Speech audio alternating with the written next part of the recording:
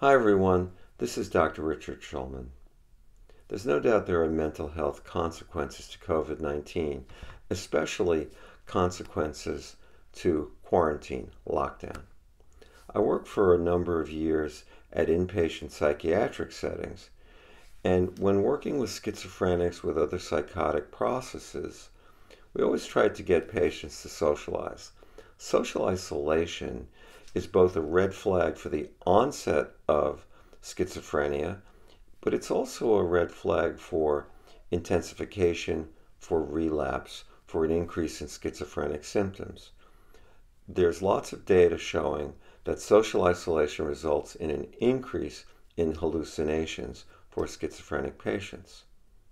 Most schizophrenics, psychotic patients, are managed well on medication.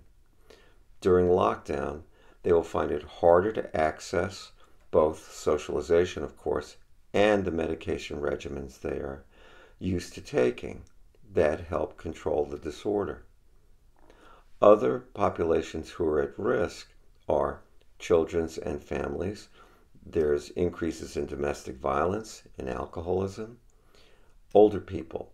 There was a study done in 2003 during the SARS epidemic that found that people over age 65 were 30% more likely to commit suicide during an epidemic.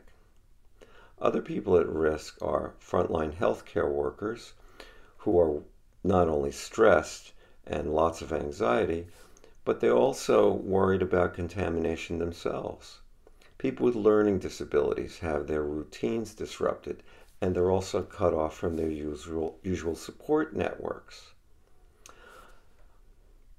Homeless, refugees, prisoners, completely socially excluded.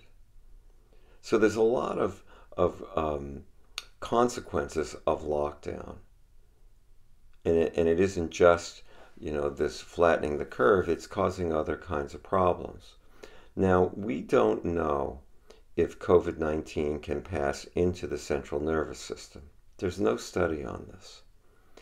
Some of the symptoms that people report give a little bit of evidence that maybe it's true. Headaches, dizziness, a loss of the ability to smell and to taste are all symptoms that seem to be associated with COVID-19. Also, muscle pain and weakness. We just don't know. One other thing that I find fascinating, my older boy is on the front lines in Boston, working with people in quarantine. And he told me that they discovered that when they tested homeless people, that over half of them tested positive, but none of them had COVID-19 symptoms. None of them had the symptoms. They were all asymptomatic. Who knows? There's a lot about this we don't know. We do know that there are effects of social isolation, and we're going to be treating both that and post-traumatic stress disorder from this time for a long time moving forward. So, everyone, connect. Now that it's opening up a little bit, make sure you support your local businesses who have been hurt terribly by this thing. Make sure you reach out to anyone in your circle of family or friends who has a mental health issue.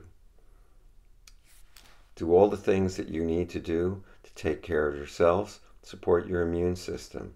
Go outside, exercise, connect. Stay safe, stay healthy. I send love. Peace out.